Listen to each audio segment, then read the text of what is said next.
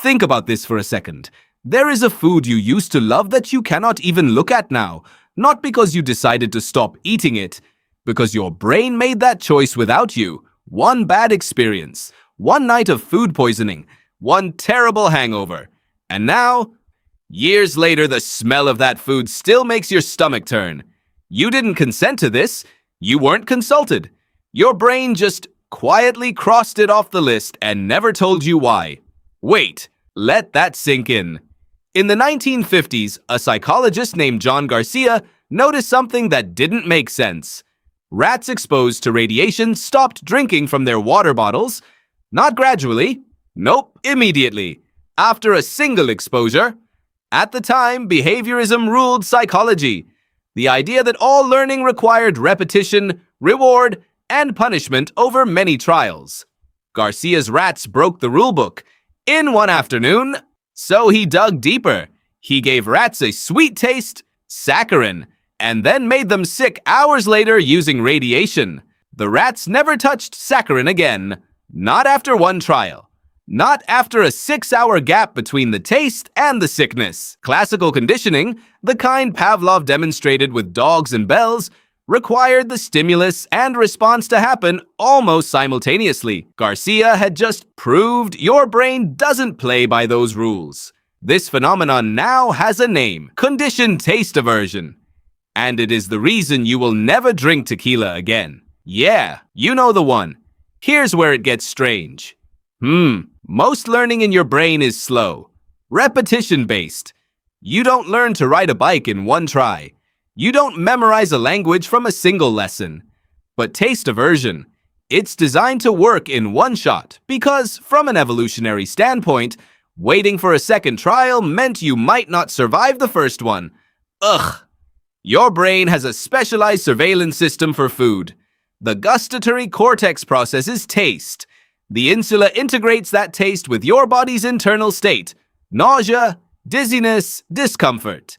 And the amygdala, your brain's emotional alarm system, tags the entire experience with a single instruction: never again. Researcher Linda Bartoshuk at Yale demonstrated something unsettling. Once the amygdala tags a food as dangerous, the tag doesn't expire. You can rationally know the food didn't make you sick. Maybe it was a stomach virus. Maybe it was the flu. Maybe it was the alcohol. And your brain doesn't care. The association is permanent. You are not in charge of this decision. You never were.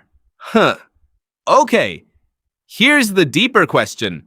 Why is taste aversion different from every other kind of learning your brain does? Most threats in the natural world are immediate. A predator lunges. Your brain fires adrenaline. You run.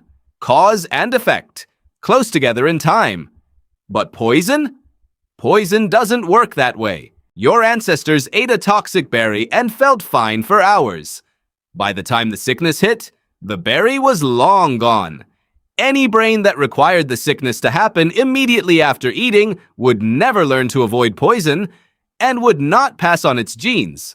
Garcia's rats connected a taste to nausea across a 6-hour gap. That should be neurologically impossible.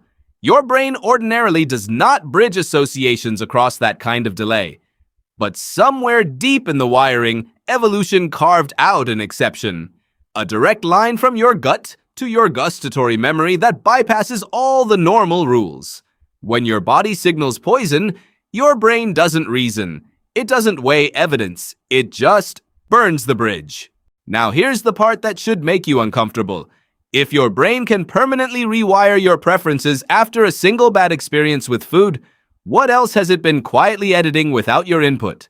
Psychologist Paul Rosen at the University of Pennsylvania spent decades studying disgust, the emotion that taste aversion triggers. And what he found? Disgust is not a rational judgment. It's a contamination detector. Once something is tagged as disgusting, the tag spreads. If a sterilized cockroach touches your food, you will not eat that food, even though you know, rationally, the cockroach was clean. The disgust tag is not evidence-based. It is permanent, and it operates without your permission. Your food preferences, the things you swear you chose for yourself, are not really choices. They are a collection of survival decisions made by a part of your brain that does not speak your language, does not explain itself, and does not care whether you agree.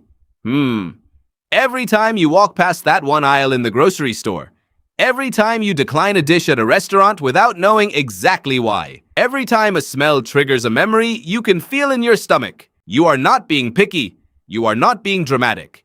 You are running the oldest survival software ever written, installed in a single afternoon, running silently ever since. Your brain decided what you hate a long time ago. You've just been living with the consequences.